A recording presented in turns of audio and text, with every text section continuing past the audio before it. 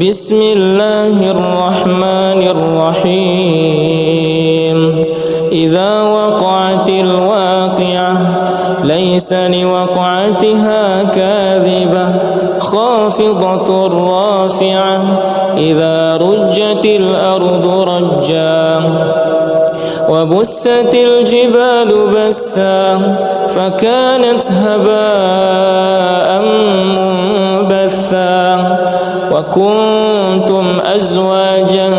ثلاثة فأصحاب الميمنة ما أصحاب الميمنة وأصحاب المشأمة ما أصحاب المشأمة والسابقون السابقون أولئك المقربون في جنات النعيم ثلة من الأولين وقليل من الآخرين على سرر موضونة متكئين عليها متقابلين يطوف عليهم ولدان مخلدون بأكواب وأباريق وكأس من معين لا يصدعون عنها ولا ينزفون وفاكهة مما يتخيرون ولحم طير مما يشتهون وحور عين كأمثال اللؤلؤ المكنون جزاء بما كانوا يعملون لا يسمعون فيها لغوا ولا تأثيما إلا قيلا سلاما سلاما وأصحاب اليمين ما أصحاب اليمين في سدر مخضود وطلح منضود وظل ممدود وماء مسكوب وفاكهة كثيرة لا مقطوعة ولا ممنوعة وفرش مرفوعة إنا أنشأناهن إنشاء فجعلناهن أبكارا عربا أترابا لأصحاب اليمين ثلة من الأولين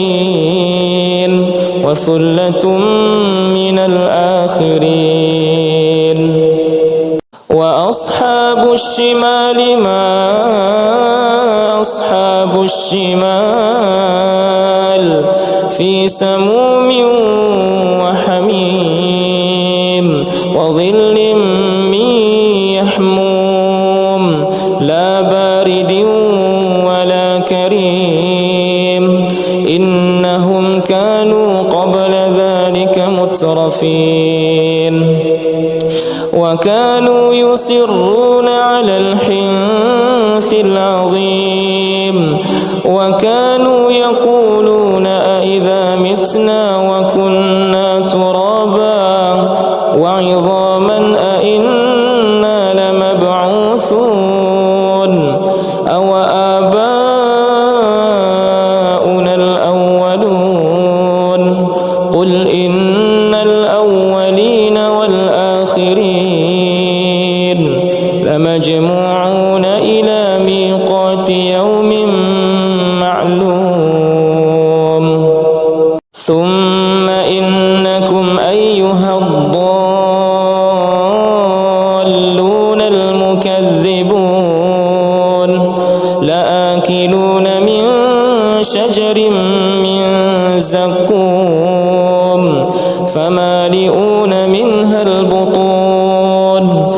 فشاربون عليه من الحميم فشاربون شرب الهيم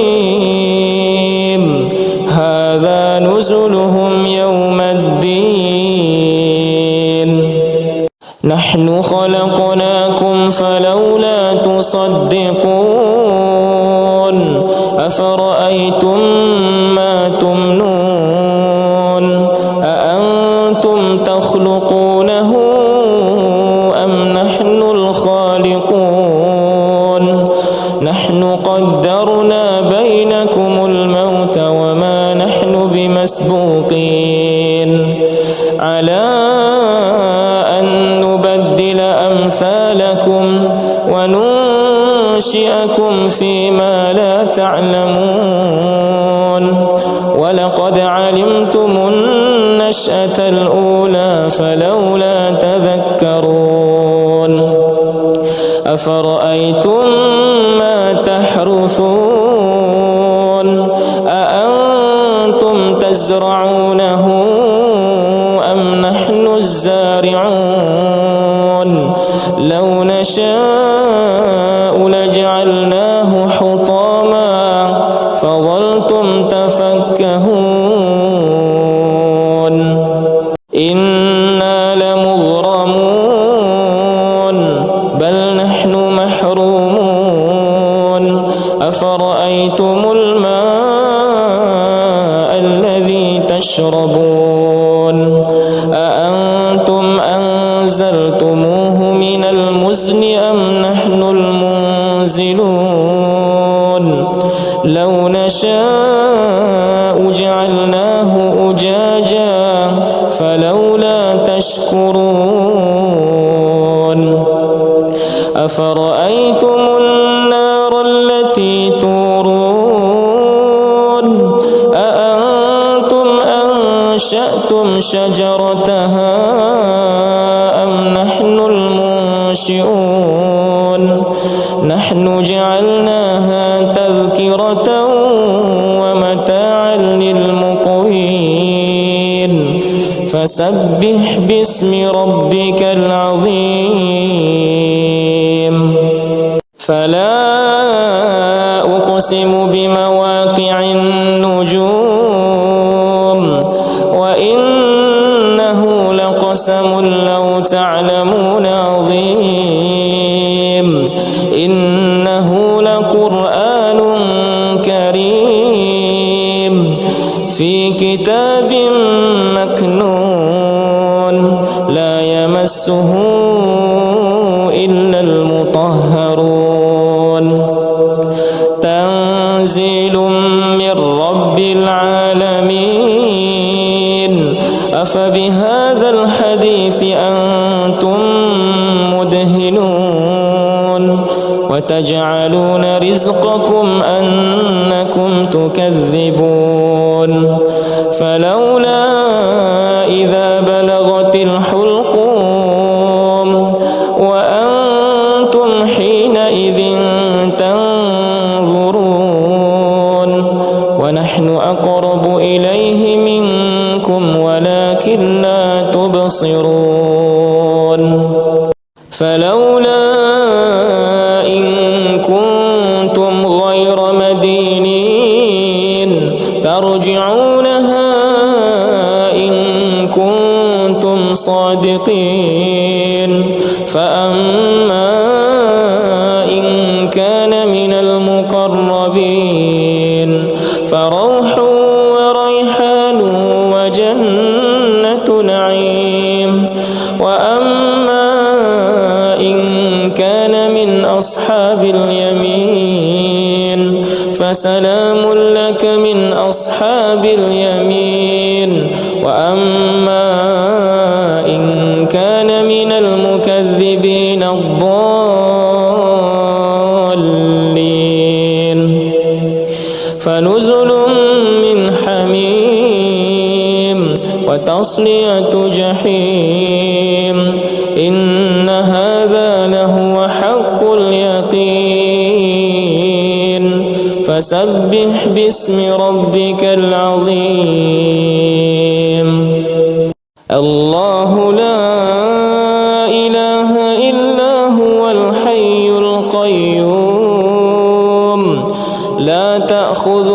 سِنَةٌ وَلَا نَوْمٌ لَهُ مَا فِي السَّمَاوَاتِ وَمَا فِي الْأَرْضِ مَنْ ذَا الَّذِي يَشْفَعُ عِنْدَهُ إِلَّا بِإِذْنِهِ يَعْلَمُ مَا بَيْنَ أَيْدِيهِمْ وَمَا خَلْفَهُمْ وَلَا يُحِيطُونَ بِشَيْءٍ مِّنْ عِلْمِهِ إِلَّا بِمَا شَاءَ وَسِعَ كُرْسِيُّهُ السَّمَاوَاتِ وَالْأَرْضَ وَلَا يَئُودُهُ حِفْظُهُمَا وَهُوَ الْعَلِيُّ الْعَظِيمُ لِلَّهِ مَا فِي السَّمَاوَاتِ وَمَا فِي الْأَرْضِ وَإِن تُبْدُوا مَا فِي أَنفُسِكُمْ أَوْ تُخْفُوهُ يُحَاسِبْكُم بِهِ اللَّهُ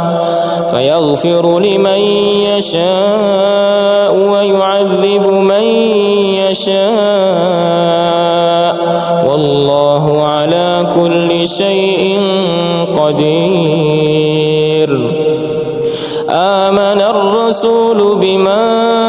أنزل إليه من ربه والمؤمنون كل آمن بالله وملائكته وكتبه ورسله لا نفرق بين أحد من رسله وقالوا سمعنا وأطعنا غفرانك ربنا وإليك المصير لا يكلف الله نفسا إلا وسعها لها ما كسبت وعليها ما اكتسبت ربنا لا تؤاخذنا إن نسينا أو أخطأنا ربنا ولا تحمل علينا إسرا كما حملته على الذين من قبلنا ربنا ولا تحملنا ما لا طاقة لنا به واعف عنا واغفر لنا وارحمنا أنت مولانا فانصرنا على القوم الكافرين أعوذ بالله من الشيطان الرجيم بسم الله الرحمن الرحيم الحمد لله رب العالمين الرحمن الرحيم مالك يوم الدين إياك نعبد وإياك نستعين اهدنا الصراط المستقيم صراط الذين أنعمت عليهم غير المغضوب عليهم ولا الضالين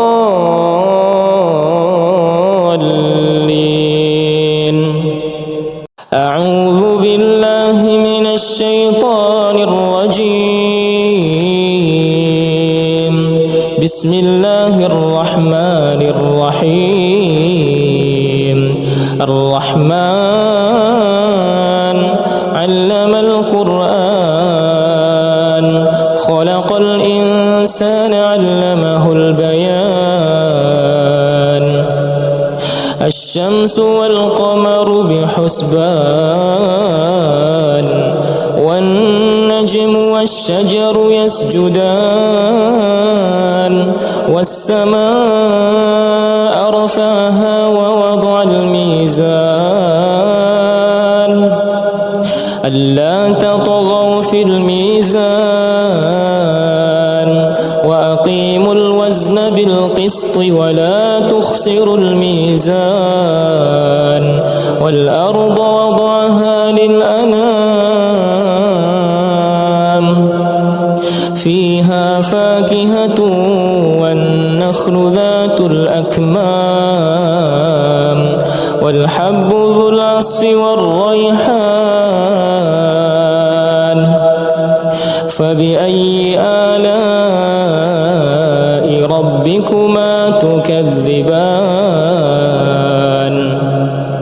خلق الإنسان من صلصال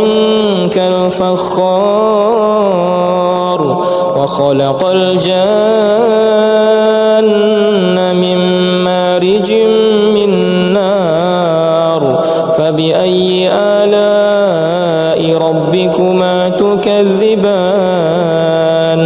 رب المشرقين ورب المغربين فبأي آلاء ربكما تكذبان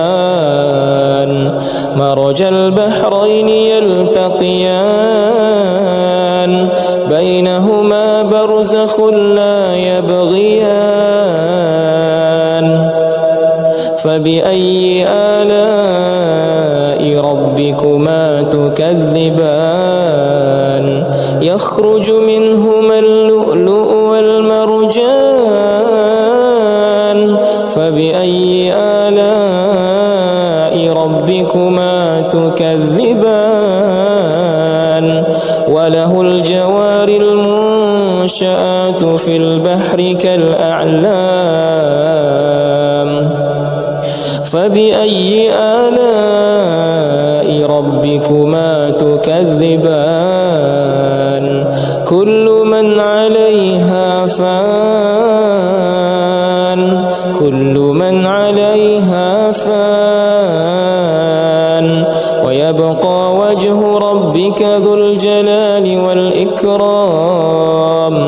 فبأي آلاء ربكما تكذبان يسأله من في السماوات والأرض كل يوم هو في شأن فبأي آلاء ربكما تكذبان سنفرغ لكم أيها الثقلان فبأي آلاء ربكما تكذبان يا معشر الجن والإنس إن استطعتم أن تنفذوا من أقطار السماوات والأرض فانفذوا لا تنفذون إلا بسلطان فبأي آلاء ربكما تكذبان يرسل عليكما شواظ من نار ونحاس فلا تنتصران فبأي آلاء ربكما تكذبان فإذا انشقت السماء فكانت وردة كالدهان فبأي آلاء ربكما تكذبان فيومئذ لا يسأل عن ذنبه إنس ولا جان فبأي آلاء ربكما تكذبان يعرف المجرمون بسيماهم فيؤخذ بالنواصي والأقدام فبأي آلاء ربكما تكذبان هذه جهنم التي يكذب بها المجرمون يطوفون بينها وبين حميم آن فبأي آلاء ربكما تكذبان ولمن خاف مقام ربه جنتان فبأي آلاء ربكما تكذبان ذواتا أفنان فبأي آلاء ربكما تكذبان فيهما عينان تجريان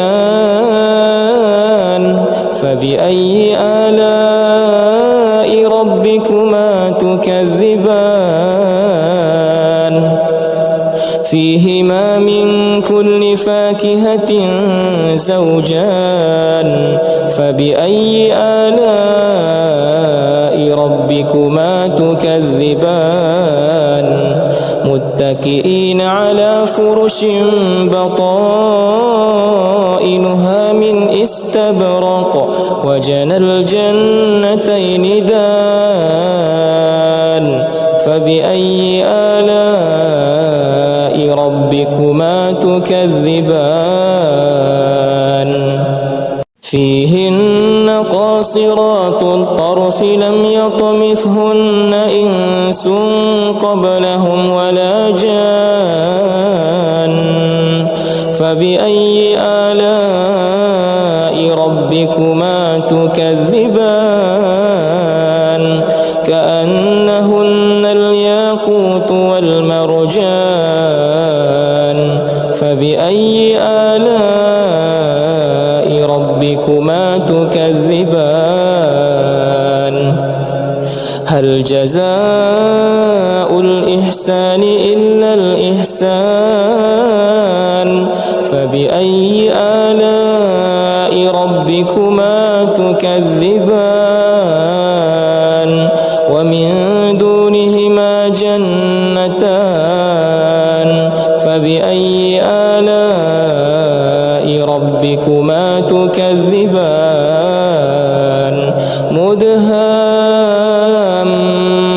مدهامتان فبأي آلاء ربكما تكذبان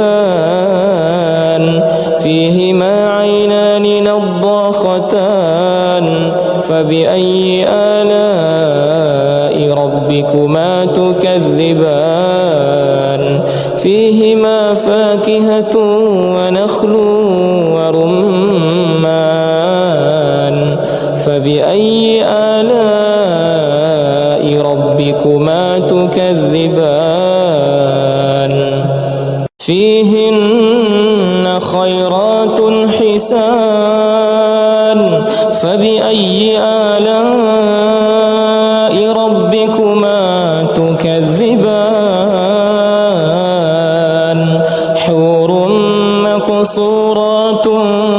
في الخيام فبأي آلاء ربكما تكذبان لم يطمثهن إنس قبلهم ولا جان فبأي آلاء ربكما تكذبان متكئين على رفرف خضر وعبقري حسان فبأي آلاء ربكما تكذبان تبارك اسم ربك ذي الجلال والإكرام الله لا إله إلا هو الحي القيوم لا تأخذه سنة ولا نوم له ما في السماوات وما في الأرض من ذا الذي يشفع عنده إلا بإذنه يعلم ما بين أيديهم وما خلفهم ولا يحيطون بشيء من علمه إلا بما شاء وسع كرسيه السماوات والأرض ولا يؤوده حفظهما وهو العلي العظيم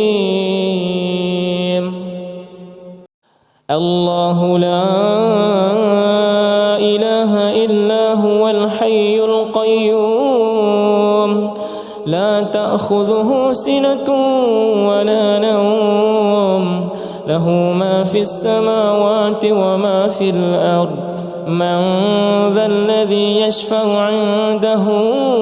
إلا بإذنه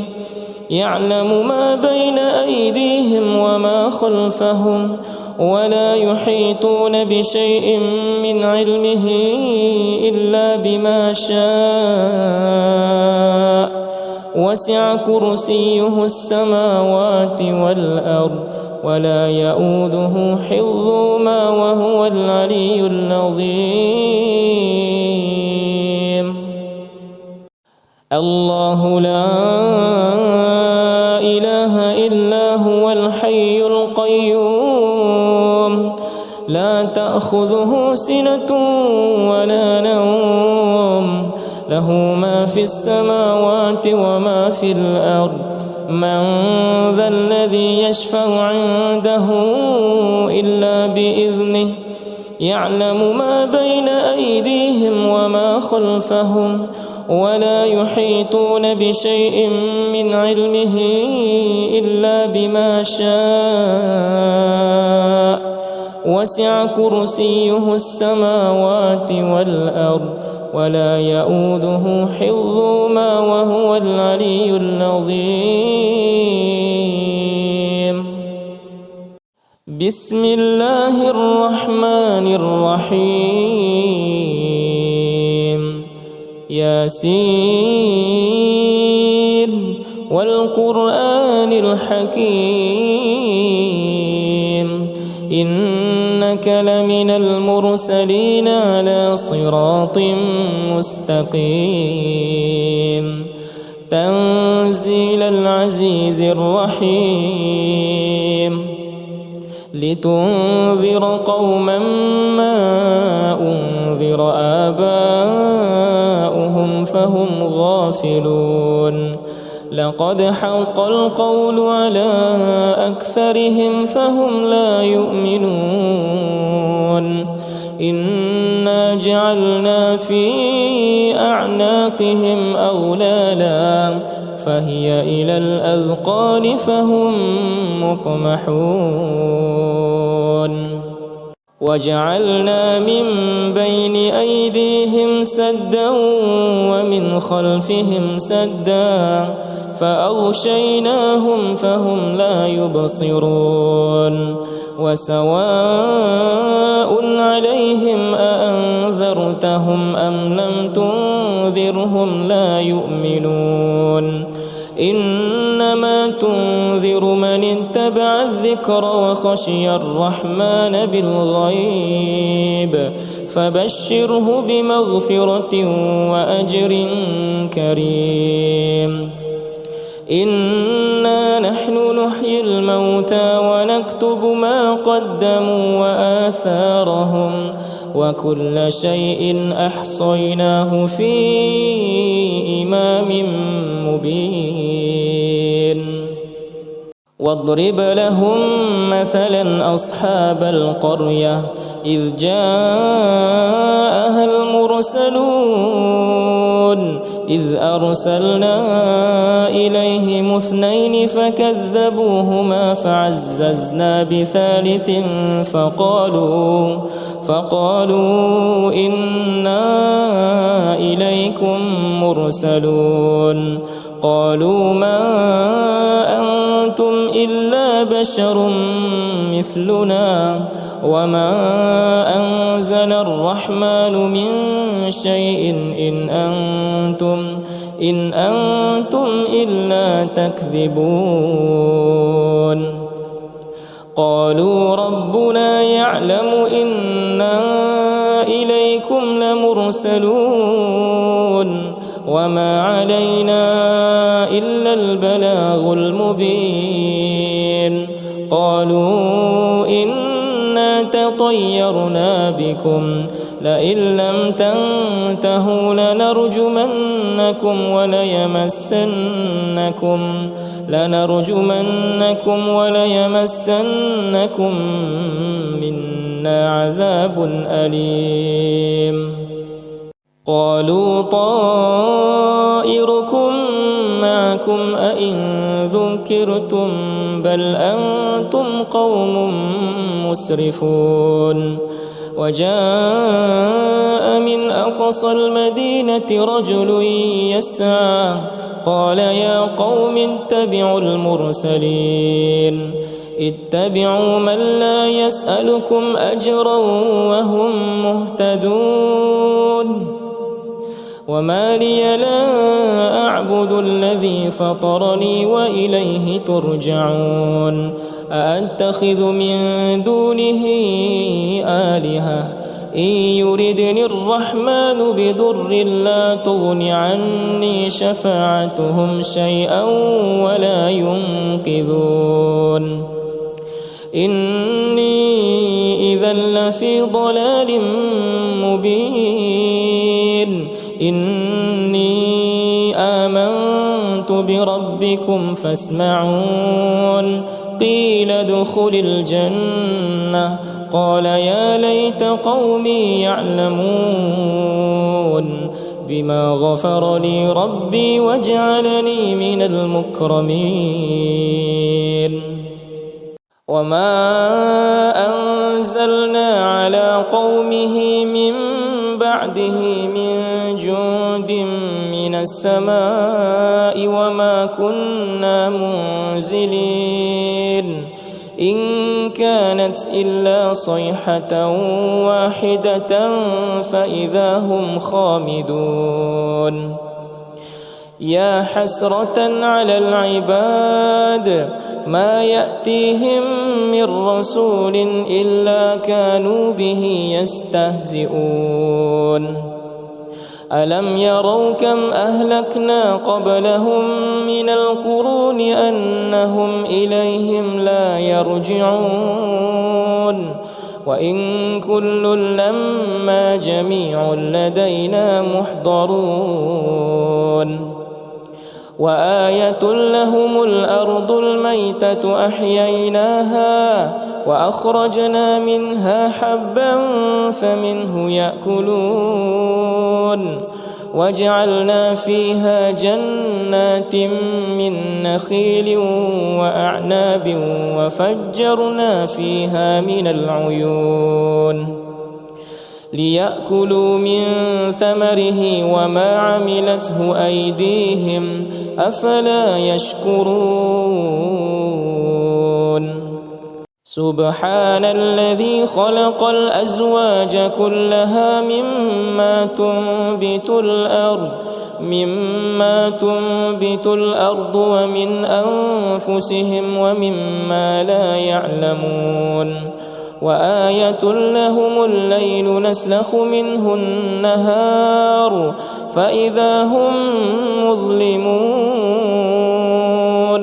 والشمس تجري لمستقر لها ذلك تقدير العزيز العليم والقمر قدرناه منازل حتى عاد كالعرجون القديم لا الشمس ينبغي لها أن تدرك القمر ولا الليل سابق النهار وكل في فلك يسبحون وآية لهم أنا حملنا ذريتهم في الفلك المشحون وخلقنا لهم من مثله ما يركبون وإن نشأ نغرقهم فلا صريخ لهم ولا هم ينقذون إلا رحمة منا ومتاعا إلى حين وإذا قيل لهم اتقوا ما بين أيديكم وما خلفكم لعلكم ترحمون وما تأتيهم من آية من آيات ربهم إلا كانوا عنها معرضين وإذا قيل لهم أنفقوا مما رزقكم الله قال الذين كفروا للذين آمنوا أنطعم من لو يشاء الله أطعمه إن أنتم إلا في ضلال مبين ويقولون متى هذا الوعد إن كنتم صادقين ما ينظرون إلا صيحة واحدة تأخذهم وهم يخصمون فلا يستطيعون توصية ولا إلى أهلهم يرجعون ونفخ في الصور فإذا هم من الأجداث إلى ربهم ينسلون قالوا يا ويلنا من بعثنا من مرقدنا هذا ما وعد الرحمن وصدق المرسلون إن كانت إلا صيحة واحدة فإذا هم جميع لدينا محضرون فاليوم لا تظلم نفس شيئا ولا تجزون إلا ما كنتم تعملون إن أصحاب الجنة اليوم في شغل فاكهون هم وأزواجهم في ظلال على الأرائك متكئون لهم فيها فاكهة ولهم ما يدعون سلام قولا من رب رحيم سلام قولا من رب رحيم وامتازوا اليوم أيها المجرمون ألم أعهد إليكم يا بني آدم ألا تعبدوا الشيطان إنه لكم عدو مبين وأن اعبدوني هذا صراط مستقيم ولقد أضل منكم جبلا كثيرا أفلم تكونوا تعقلون هذه جهنم التي كنتم توعدون اصلوها اليوم بما كنتم تكفرون اليوم نختم على أفواههم وتكلمنا أيديهم وتشهد أرجلهم بما كانوا يكسبون ولو نشاء لطمسنا على أعينهم فاستبقوا الصراط فأنى يبصرون ولو نشاء لمسخناهم على مكانتهم فما استطاعوا مضيا ولا يرجعون ومن نعمره ننكسه في الخلق أفلا يعقلون وما علمناه الشعر وما ينبغي له إن هو إلا ذكر وقرآن مبين لينذر من كان حيا ويحق القول على الكافرين أولم يروا أنا خلقنا لهم مما عملت أيدينا أنعاما فهم لها مالكون وذللناها لهم فمنها ركوبهم ومنها يأكلون ولهم فيها منافع ومشارب أفلا يشكرون واتخذوا من دون الله آلهة لعلهم ينصرون لا يستطيعون نصرهم وهم لهم جند محضرون فلا يحزنك قولهم إنا نعلم ما يسرون وما يعلنون أولم ير الإنسان أنا خلقناه من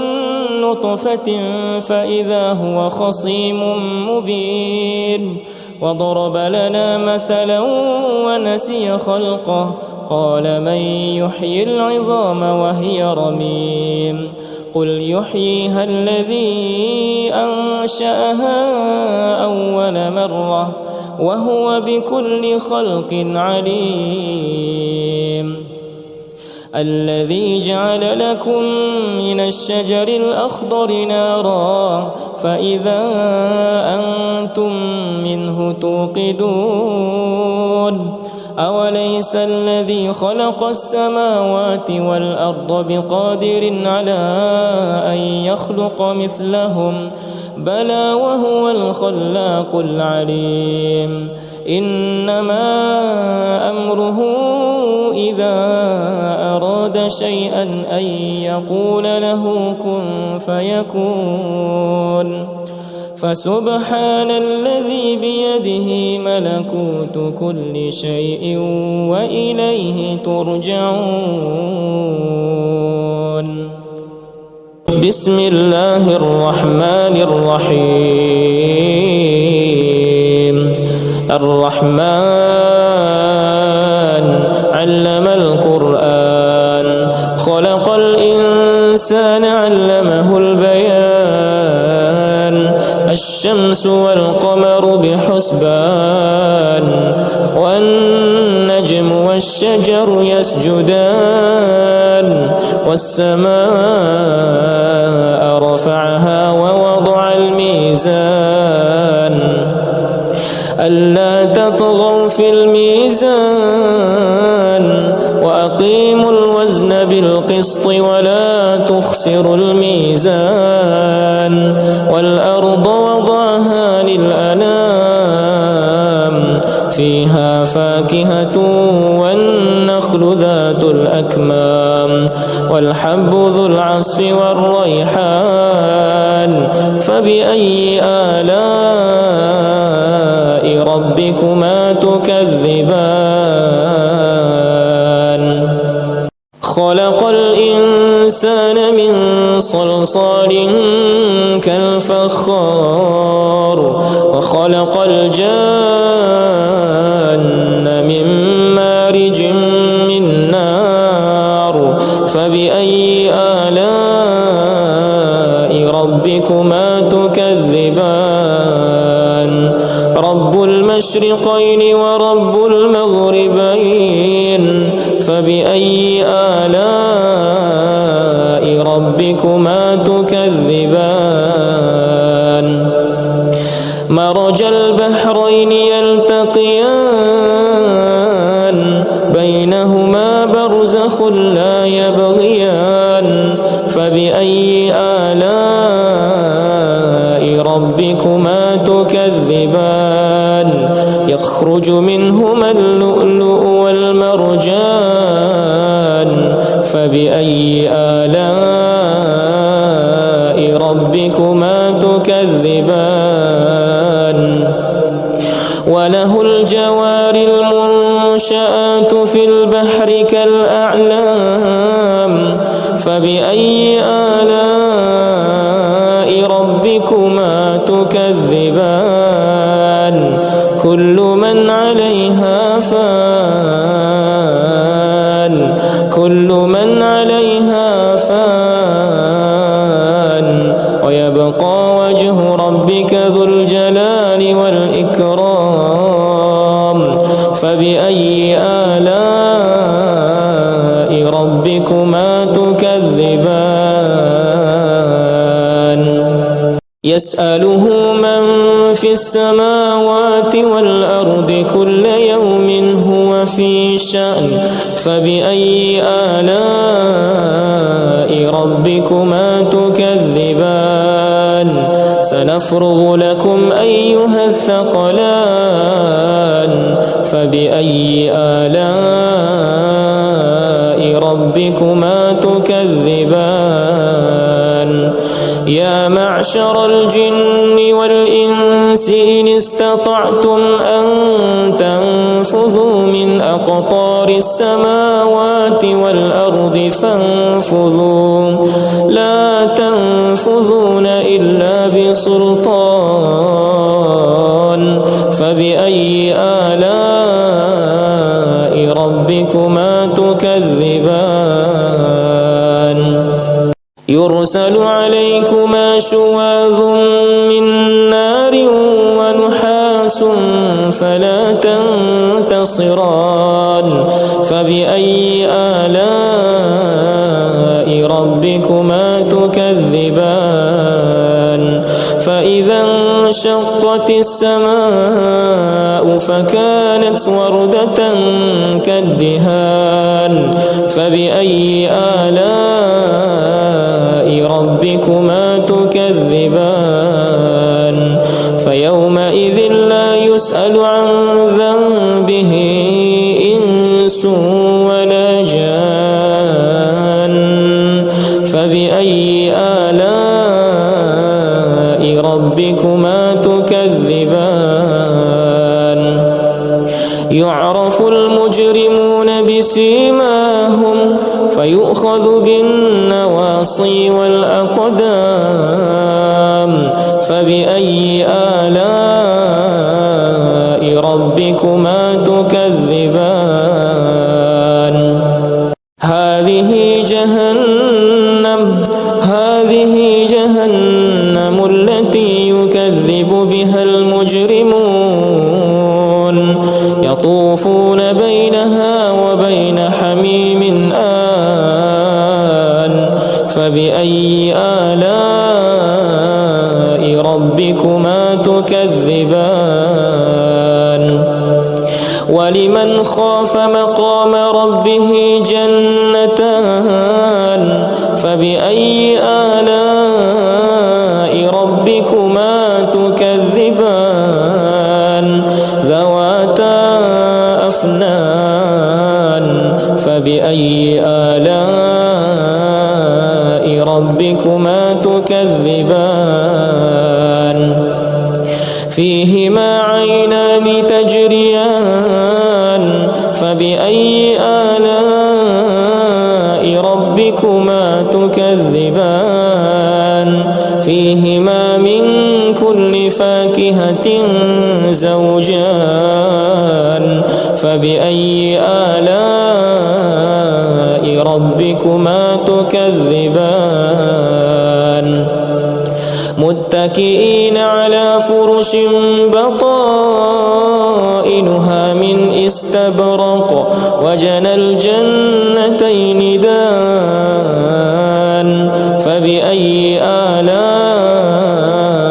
ربكما تكذبان فيهن قاصرات الطرف لم يطمثهن إنس قبلهم ولا جان فبأي آلاء ربكما تكذبان كأنهن الياقوت والمرجان فبأي آلاء ربكما تكذبان هل جزاء الإحسان إلا الإحسان فبأي آلاء ربكما تكذبان ومن دونهما جنتان فبأي آلاء ربكما تكذبان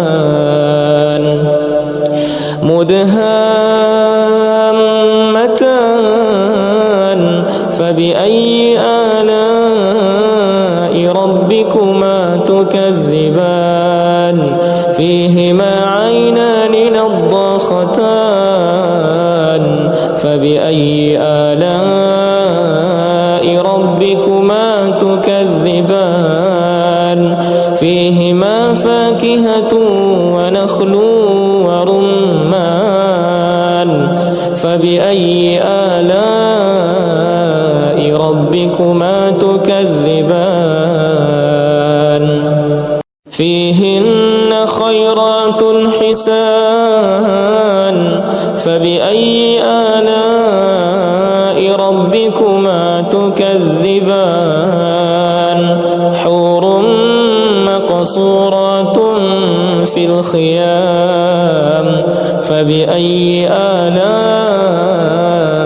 ربكما تكذبان لم يطمثهن إنس قبلهم ولا جان فبأي آلاء ربكما تكذبان متكئين على رفرف خضر وعبقري حسان فبأي آلاء ربكما تكذبان تبارك اسم ربك ذي الجلال والإكرام الله لا إله إلا هو الحي القيوم لا تأخذه سنة ولا نوم له ما في السماوات وما في الأرض من ذا الذي يشفع عنده إلا بإذنه يعلم ما بين أيديهم وما خلفهم ولا يحيطون بشيء من علمه إلا بما شاء وسع كرسيه السماوات والأرض ولا يؤوده حفظهما وهو العلي العظيم لله ما في السماوات وما في الأرض وإن تبدوا ما في أنفسكم أو تخفوه يحاسبكم به الله فيغفر لمن يشاء ويعذب من يشاء والله على كل شيء قدير آمن الرسول بما أنزل إليه من ربه والمؤمنون كل آمن بالله وملائكته